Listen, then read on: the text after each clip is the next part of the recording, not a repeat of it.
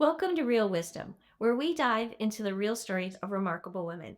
Today, I'm thrilled to introduce Sky Bergman. Sky is a photographer and filmmaker who's redefining how we see aging. Her film, Lives Well Lived, isn't just a documentary, it's a celebration of the wisdom that comes with years. In fact, Sky's personal journey is a story in itself. After 30 years in teaching, she decided to pursue her passion and transformed her own life along the way. And if you're curious to hear more stories like this, don't forget to hit the subscribe button.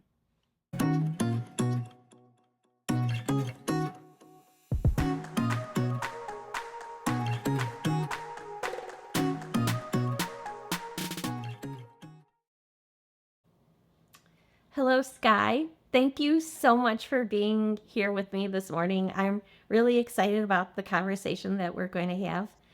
Your journey from photography professor to filmmaker is really fascinating. And it all started because of your grandma, right? Absolutely. Totally because of my grandmother. And I'm trying to think about that moment when she was still going to the gym. She was almost 100. Yeah. That had to be quite a scene. What about that moment made you think to yourself, I really need to share her story and the story of other seniors? Yeah. Well, first of all, thank you for having me on. I so appreciate it.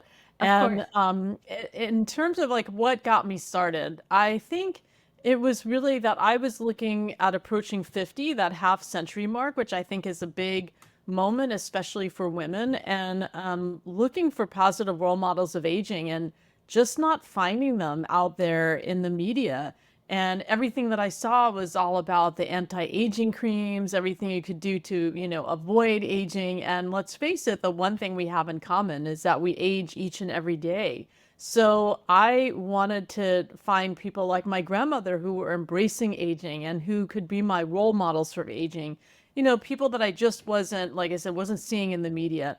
And here in my own life, I had this amazing role model of my grandmother who was still working out at the gym, who didn't start working out until she was 80. So it's never too late to start something new, even working out. And that was really, she set me on a path that it's been that way kind of ever since. So I'm really lucky I had her in my life to be my role model. I was very fortunate. What do you think it was about her personality that led her to have such a positive attitude about getting older? Well, I think that one of the things that my grandmother did is that she always looked forward. She always wanted to learn something new every day. I think that's a big thing. What I learned from all the people that I interviewed in the film is that one of the most important things is having that sense of purpose, that sense of why you get up, what you're giving back, what you're doing every day. And she certainly had that. And I think that really kept her active and engaged. And she never let the number of years that she'd been on this planet define what she could and could not do. So what I mean by that is she was very proud of her age, and she never thought, well, because I'm this age, I shouldn't do this or I should do that. I think that we sometimes people have those self-imposed limitations on them.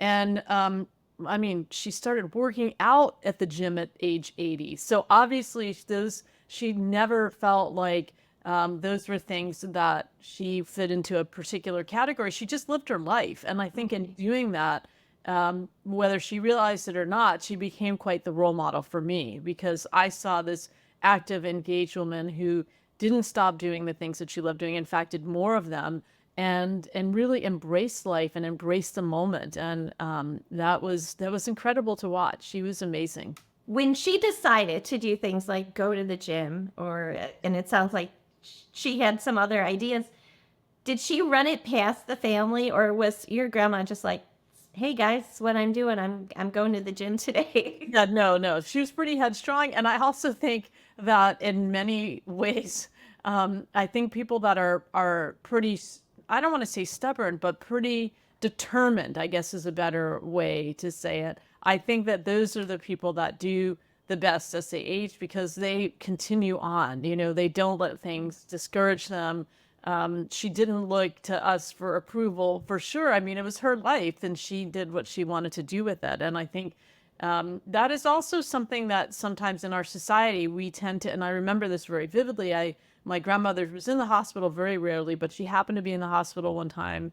And I think she was around 101 at that point. And I went back to Florida. I live in California and she's in Florida. I went back to Florida. I remember visiting her in her hospital room, and the doctor came in and instead of speaking to her, started speaking to me. And I said to him, "She's a patient, not me. Speak to her." And I think unfortunately society has these ideas of what people can be at different ages. And, she ended up firing that doctor because he just wasn't listening to her. And she said, "You're fired." And he said, "No, you can't do that." And she said, "Yeah, I can." And I just did. And, good for her for doing that because he made an assumption based on the number that he saw on her paperwork that she was going to be a certain way and never bothered to even have a conversation with her. And I think that's where we as a society can do much better. We should not lump people that are at a certain age and think that they are all the same. At every age, people are different. So why would that be any different as we age? I think that we need to really look at each person as an individual rather than looking at their number. In filming Lives Well Lived, did watching your grandma go through that, did that help you in your approach then to the people that you were interviewing and the stories that you were trying to tell? Well, I'm sure that it did. I think that everything that we have that we experience in our lives, it, certainly flavors and colors what we do. And I'm sure that that was the case for the film. I also, my father was a geriatric physician from the time that he was out of med school. So I saw my father dealing with older adults and what that was like, and the joy that when he would come home, he would tell me these amazing stories that he had listened to of his patients. And he was one of those people that was never going to make a lot of money because he spent way too much time with each and every patient. But his joy was really connecting with those older adults. And I do believe that that also played into what then I did when I was working on the film. I mean, I spent 4 years interviewing 40 people with a collective life experience of 3,000 years.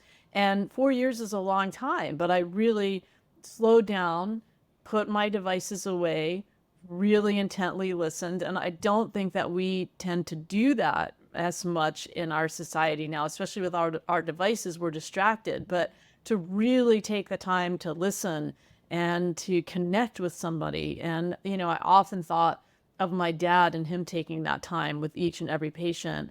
And I think that it was a gift for me to really take that time because it was such a wonderful exchange back and forth. I mean, I learned so much from all the people that I interviewed. It was also in many ways a gift to the people that I interviewed because they felt like their story was heard. And I think that's something that so many older adults don't get the chance to share their stories. And so in collecting those stories, I think it was a tribute to all those people as well.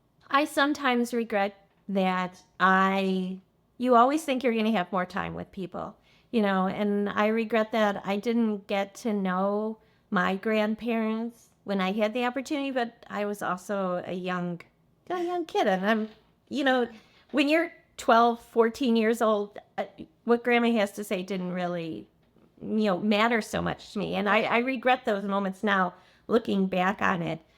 Having this opportunity to talk to all of these people, was there anything that you heard or a story that they told where you're like, oh, wow, I didn't really expect that? And how did it affect the rest of the work you were doing? Well, I think that when I was interviewing all these people, I thought I was going to do a web series. I didn't know I was going to do a film. I mean, this is was my first film, so I had no idea what it was like, what undertaking I was doing. I just realized that I was driven. It was a passion how to do it. I didn't know what it was going to be. But I remember very vividly interviewing Marion Wolf, who was, for those of you who haven't seen the film, she was 8 years old in Vienna, Austria. She was Jewish, and it was just before the war broke out. And in the United Kingdom, the Quakers were trying to rescue as many German and Austrian kids as they could, and they were fostering them, and they rescued 10,000 children, and she was one of them. She came over on what was called the Kindertransport. She came over on the very first Kindertransport from Vienna, Austria, to the United Kingdom. And when I interviewed her, she had the cardboard number that they put around her neck at the age of 8 years old, to identify who she was, to make sure they could keep track of her. And I remember seeing that and just getting chills and thinking, what was I doing at 8 years old? How would that have affected my life? How have these people gone through such traumatic experiences, yet still remain so positive? And that sense of resilience, I think, was maybe the thing that kind of surprised me the most. And it was consistent throughout most of the stories that I heard. And I think it was at that moment that I realized this has to be a film because I want this to get out in a much bigger way. And so I think that maybe that was what surprised me, because I also put myself into their shoes and thinking about what I was doing at that age and how would I have reacted, what would my life have looked like. And it just, she was just so humble about it, but it was such a traumatic experience. I can't even imagine leaving your family behind, going to a new country where you didn't know if you'd ever see your family again, where you didn't speak the language. And yet she was one of the most positive people that I knew. So I think that was definitely a big surprise. I did see that part, Hmm. and I have to say it made me think, reflect a little bit on my own life. Sometimes you take these things, your day-to-day life, so seriously. And her story was just, I was so amazed by it, and especially that she saved that little cardboard piece. And I'm thinking, someone put her on this train and was just like, good luck. That Yeah, was their option. It was right. incredible. It was amazing. During filming, I'm sure you came across obstacles of your own. Was there ever an oh no moment when you were filming? And how did you change that into an aha moment for yourself? Well, I don't think it was necessarily when I was filming. I mean, I was learning along the way. I teach at a university here, Cal Poly in San Luis Obispo, and our motto is learn by doing. And I feel like I lived that motto as I was making the film, because like I said, this was my first film. I didn't know what I was doing. I made a lot of mistakes along the way. What I learned was that instead of thinking of them as obstacles, I thought of them as challenges and would find creative ways to solve those challenges. One of them was I had no idea of what I was doing. And at the time, the Apple Store had one-on-one help for people if you bought a computer through them. And so I did that. And I had these three guys at the Apple Store here in town that I called my Apple gurus. And they helped me learn how to edit. They helped me even with the sound and things that weren't necessarily part of Apple. They were so sweet and they really helped me. And what I learned was really to surround yourself with other people that know what they're doing, that are doing what you want to be doing, and not to be afraid to, I would say, I have no idea. This is what I want to do. I don't know how to get there. To, I guess, not be afraid to say, I don't know how to do something, and to ask for help. And I think for me, up until that point, maybe I didn't ask for help as much as I would have. It would have been easier for me if I had asked for help earlier on. But when I did the film, you can't do a film without having a lot of help. And so I had a lot of people that really helped me along the way. And I think that was one of the biggest lessons and the biggest challenges, was to ask for help, to find people to help. The other challenge, of course, is when you do something like that, coming up with a budget. So, never having done a film before, I had no idea of what kind of budget I would need. And we had to buy historic footage rights and music and all these kind of things that I'd never thought of before. And I started writing grants, and it was really difficult, and it was taking a lot of my time. And so what I did, I got a bit creative about fundraising. And instead of putting a lot of energy into writing grants, I started renting out rooms in my house through Airbnb. And in fact, that worked so well, because I would tell all the people that stayed at my Airbnb that they were helping to fund this film. And so they became like really invested in the film. And when it did get out into film festivals, they were all over the country going to see the film, and we won Audience Choice Awards. And I am sure that it helped that those people that had stayed at my Airbnb and felt like they were part of it, Mhm. went to the, festivals and brought their friends, and all that stuff sort of helped. So it was such a grassroots effort. But, again, turning those obstacles into challenges and thinking outside the box and looking for different and unique ways to solve the problem was really how I got through. That's part of what I love about this story and what you're doing. And I think in talking to you, I realize there are so many women, and if you don't mind saying this, but women in midlife who, get stuck and they don't think about their dreams anymore. You felt passionate about a project and you're like, I'm gonna figure this out. It's very inspirational. And is there something that you could share with us where to tell us that, go for your dreams and don't thinking that you're too old or you can't learn or do you know what I'm saying? And Absolutely. So I think that and this is a generalization, I will say that up front, but I think as women, we tend to think about taking care of other people first before we take yeah. care of ourselves. And, I often think of the adage of, if the plane is going down, put the oxygen mask on yourself first so you can take care of others. And I think we forget to do that many times. And then we get to this point in our lives where, like, what happened? How many years have gone by? And what do I want for myself now? I have almost even forgotten what I want for myself. And I think it is difficult at that moment. I think we all go through that. I certainly experienced it. I remember being department chair in the art and design department here, and kind of losing my passion for photography and thinking, well, maybe I'll just be a yoga teacher, and going through that moment of like, what is next for me? What do I want to do? And then I kind of fell into doing this film with my grandmother and meeting all these wonderful people, and it really changed my trajectory. So what has worked for me is following these interesting threads to see where they lead you. You never know where your next passion is going to come from. And you never know what rabbit hole you're going to go down that might actually open up doors to things you hadn't even considered. I mean, I never thought I would be a filmmaker or an author, or any of these things that have happened. And it was really because I followed my passion and followed those threads. And sometimes it works and sometimes it doesn't. But I think because I have followed those threads, I'm never disappointed. At least I have like explored those options. And I think that for people that are kind of stuck, maybe looking at what brings you joy. What are things that can bring you joy in your life that you want to follow and do more of, and that might lead to the next chapter in your life. It's really interesting. I was talking to a woman yesterday about caregiving, and that was one of the things that she said.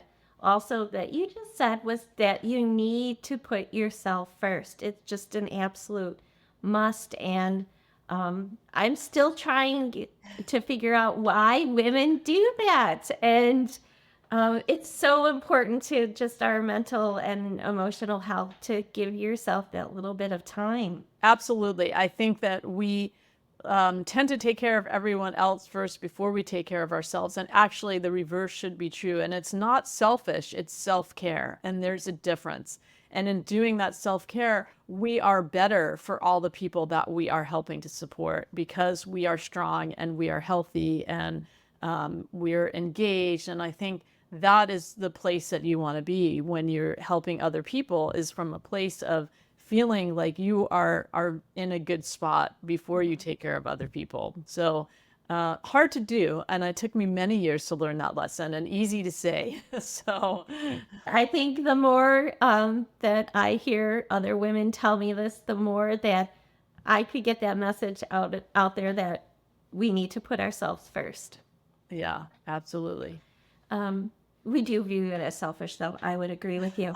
Uh, when you were interviewing some of these women for the film, did you find that they put themselves first at certain points in their lives, or maybe that was something they learned as they got older? I think for the most part, it was something that they learned as they got older. I think that, I'm reminded of Evie Justison, who's in the film, who she has taught me so many life lessons, and she's still a good friend of mine. We go out to lunch like every other week. I love her. But she said she raised her kids and then she was 50 and she looked at like, what was she going to be? She didn't want to be a boring, dull person in a rut. And she kind of jumped off the cliff and she was born in Denmark, but her mom was French, and she went to France to learn how to speak French. She did a study abroad program. She had no money, but she took out student. She was a student. She did it as a student, and she is another one that I think is a good role model in terms of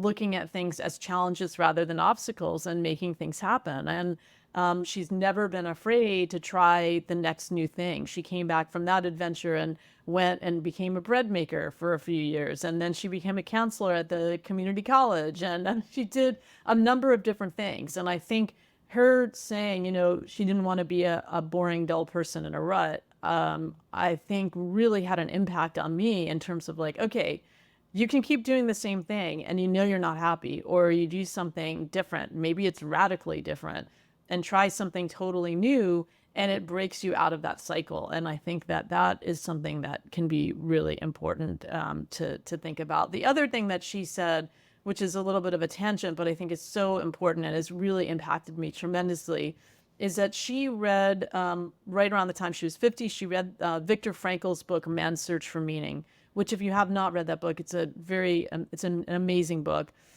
He was a Holocaust survivor who made it through the camps. And basically what he said was that he could not tell from somebody's physical strength whether they were going to make it through or not. It was really about their emotional strength. And what Evie got from that, which I sort of have taken as well into my life, is that there's so many times in our lives where we can't control the things that are happening around us. But what we can control is our attitude about how we deal with things. And our attitude is so vitally important. And I saw that in all the people that I interviewed. But I think, attitude is everything. And it really makes a difference. Even the attitude of how we look back and reflect back on things that have happened to us makes a difference in how we move forward in our lives. So I think it's really important to remember that our attitude is really the only thing that we can control. And that's going to help get you through some really difficult times. Absolutely. Mm-hmm. Your work highlights the challenges that society faces when they view aging. Is there something that you would, if you could, whisper in a younger person's ear about what it means to get older? Well, one of the things that I do is I do a number of intergenerational projects where we show the film to older adults and to students, and we pair them up for a quarter here at the university.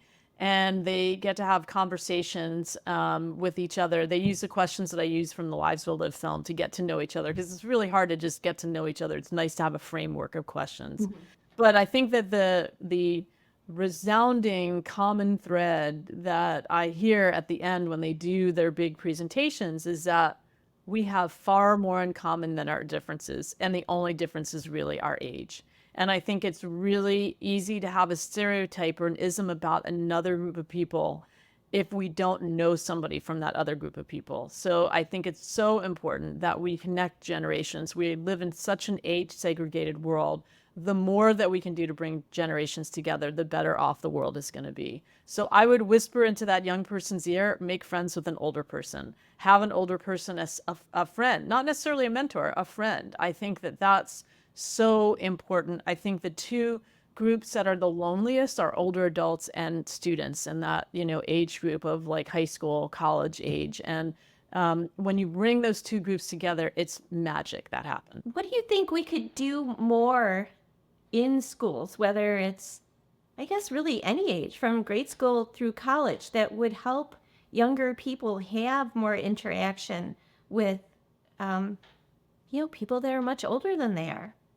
Yeah, I mean, I think that like what we're doing with this project where it's part of a class, I think that really helps because the students are tasked with doing this as part of their assignments. So maybe coming up with something where we have more interaction where that just becomes part of the norm. I think there are also universities where they have living experiences where you have older adults and students living together in dormitory style situations. And I think if that becomes more the norm, that would be wonderful as well. So anything that we can do where we bridge those gaps. I mean, I've been teaching at the university here for 30 years. And one of the things that I noticed, I am also in an age segregated world because the students are anywhere between like for the most part, 18 and 24 years old.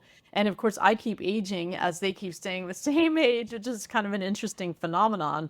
But, the more that we can bring older adults into the classroom to be part of an experience, I think it just bridges those gaps, and that is really important. And then the next time that a young adult is, has an older adult that maybe is across the street or they want to talk to them, they're more open, they're more likely to make that connection. I think that fostering that at the beginning is something that educational institutions can certainly help with. And we work, because the film is on PBS Learning Media actually has an educational component with the film where teach educators that are grades 5 through 12 can use it and bring it into their classrooms. And so that's a real gift for those educators that are using that to make and help foster those connections.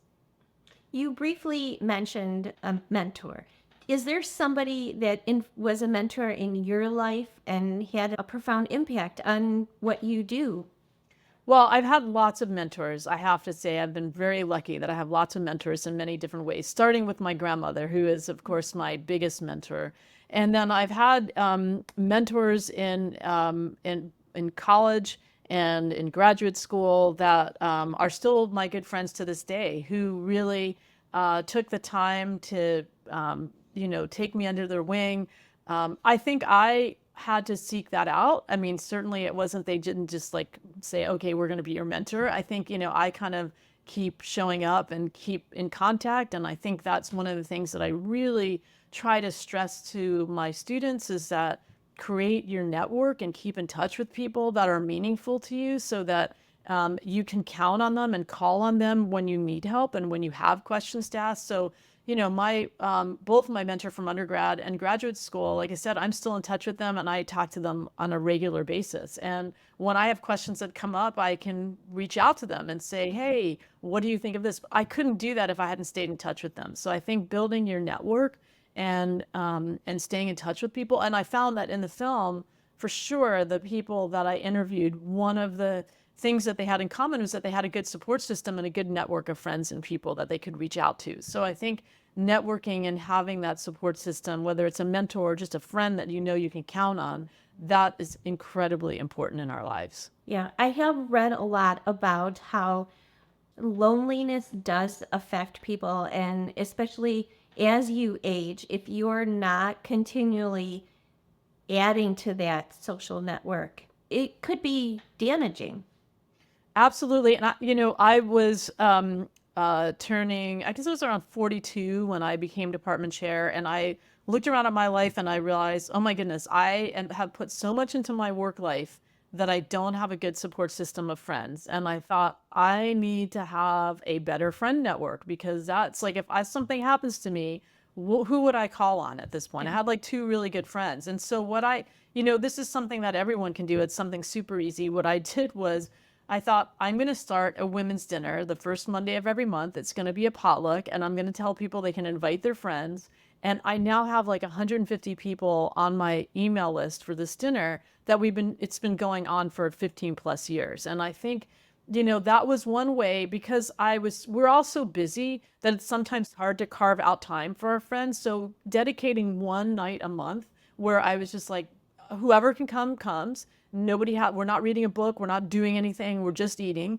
And it's not a heavy lift for anyone. All I have to do is open up my house and it's just such a joyous time. And I have made so many really lasting friendships because I did that. So but I did have to work at it. I did have to think about really, I think intently that I need to do something because even at 42, I was feeling like I didn't have enough friends in my life that could support support me, or if something happened to me, what would happen? And I think, being proactive about it, whether it's doing that or my mom recently moved to the Central Coast and she's become part of the newcomers group and goes to all, doing things. You have to put yourself out there a little bit. It's not necessarily comfortable, but I think in doing that, it really helps because that, like you said, loneliness is at this point, it changes the number of years that we are on this planet if we're lonely. And it's been studies have proven this to be the case that,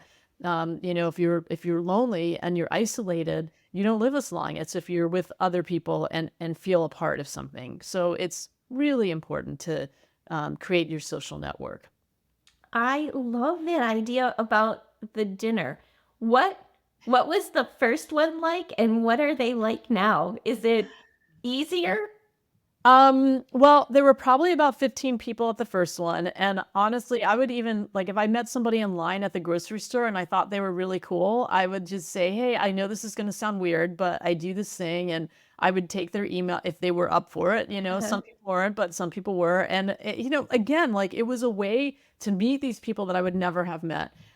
It certainly has gotten much bigger. The last one that I did had 75 people that showed up, and I'm doing one on Wednesday coming up. So we'll see how many people show up for that one. But it's definitely easier. At this point, I email everybody and I'm like, "We'll just bring an extra folding chair if you have it," and and it's just a lot of fun. Everybody knows that you don't have to do anything. I don't take a list of what people are gonna bring. Usually, we have enough food for everyone. We've Mhm. always had enough food for everyone. One time, and it was after the holidays, the first, batch of stuff that showed up was wine and desserts, so I thought, "Okay, I know Done. what kind of mood we're in," right? We all need to be drinking and eating sweets, it's okay. And then some other stuff showed up, but, for it's really amazing how organic it works and how, I still just got a couple emails yesterday. "Hey, I'm coming. Can I bring a friend?" I'm always like, "Yes, the more the merrier." I'm Mhm. always open for meeting new people. And it's just like following my passion and following those threads. You never know when you meet a new person what that's going to bring to your circle or to your life. And so remain very open to all of that. So it's only gotten better. It's really pretty amazing. It's just a great thing to do. And again, such an easy thing to do. It's really not that difficult. No, it isn't, but you did have to make the effort. It wasn't g if you didn't those first couple of people that you talked to, if do you think if they responded negatively, you might not have continued this? But I just love it. I'm in love with this idea. I think you planted a seed. Oh, good. Yeah, and, they are very much intergenerational. I have people from 20 to 90 that show up to these dinners. So it's, just lovely to see all the different people from all different walks of life, all different ages, that are there eating together. We all eat. We all love to eat. So having a meal together, I think, is a wonderful thing. Have you had an experience where somebody brought something that was really unusual or that now you make all the time because it was so delicious? I mean, there's always it's interesting because I think when women cook for other women, the empty is a little higher, and so the food is always pretty remarkable. I can't think of anything specific, but there's always just something amazing that comes through. It's really nice, but also there's people that just bring wine or just bring something really simple because they don't have the time to cook, and that's okay too. It's not about trying to spend a lot of time on this unless you want to, but it's really much more about gathering and being together.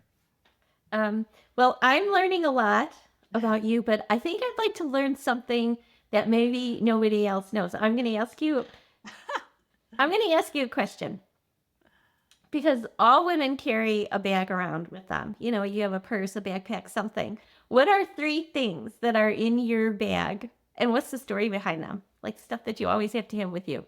Well, I mean, it's very simple. I have my wallet with all my credit cards and my ID and stuff like that, my phone, and that's kind of pretty much my keys. That's pretty much it. I don't really carry all that much stuff in there, but I do have in my wallet, I have a $2 bill that my partner Jeff gave me, which I for good luck. So that is kind of a nice thing tucked in there, and I just think of him, when I see it in that like Oh, special compartment in my wallet. Yeah.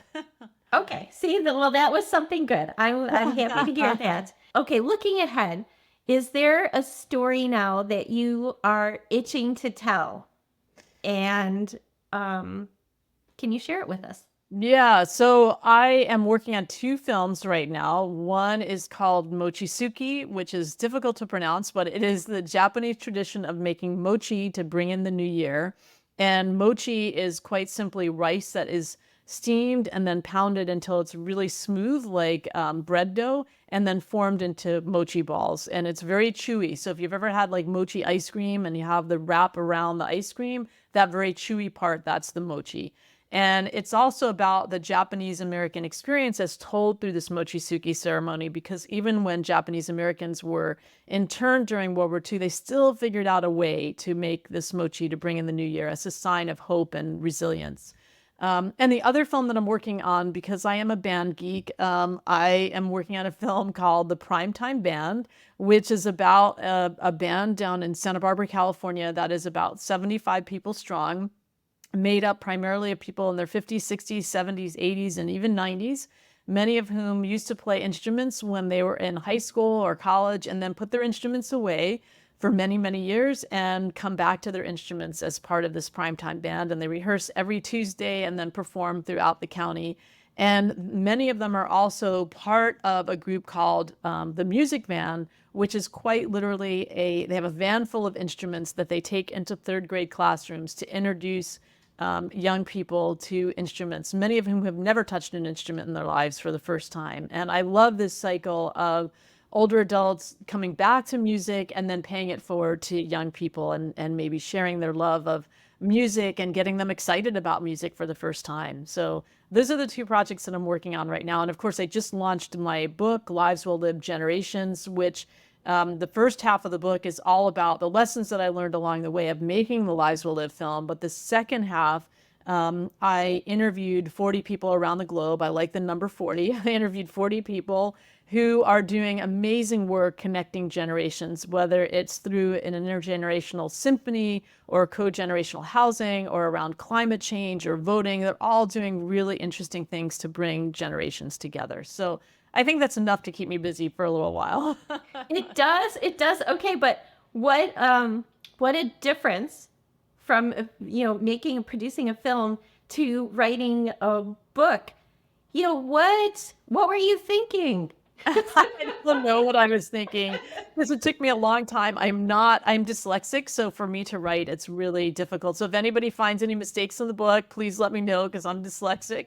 But I had so many people that said, when are you going to do a book about what you learned? And I just thought, okay, I have had too many people suggest that to me. So I think I better sit down and really write this book. And in the process of doing that, I also was doing this intergenerational work with my colleague here at the university and realized that my passion has become connecting generations. And so I really, the film became kind of a catalyst to connect generations and to bring people of different age groups together. And so that is why the second half of the book is devoted to all these interviews that I did with these amazing people. And I think in some ways that made it a little bit easier for me because I love interviewing people. I love hearing people's stories. And so it made it a lot easier to write that second half out based on all those interviews. So, yeah, it's been a labor of love. I think it's been more challenging actually than making the film, but now that it's done, I'm really happy to have it launched and out there, and I'm getting a lot of positive feedback from it. So I think it was worth the effort. Is there a little nugget of wisdom that you can share with us that you got from interviewing all those people that maybe you included or didn't include in the book? Well, I think, my favorite person from the film, and besides my grandmother, was Lucky Louie. And I know you're not supposed to have favorites, but Lou Tadone, he was a pediatrician turned mozzarella maker. He just was an amazing guy. And he really epitomized this saying that he always used to use, which is happiness is a state of mind. You can be happy with what you have or miserable with what you don't have. You decide. And I think that goes back to what Evie was saying about your attitude is really the only thing you have control over. And I, just said in a different way, but I really, that has stuck with me. There are many days, of course, as we all have, where I wake up on the wrong side of the bed and I think of both of them and I think about all the things that they went through. And I give myself an attitude adjustment. I think that has been the thing that's resonated the most. I think there's one other thing that really resonated with me, which was Sky Bergman, I'm not related to her. She was one of my mentors, but I'm not related to her at all. And she was in the film, wonderful painter and activist, environmentalist who came up with this way to recycle plastic to make highways. But she was talking about a relationship that she had later in life with her partner, Ed Oken. And, one of the things that she said that has stuck with me is that you can't change another person, not one iota.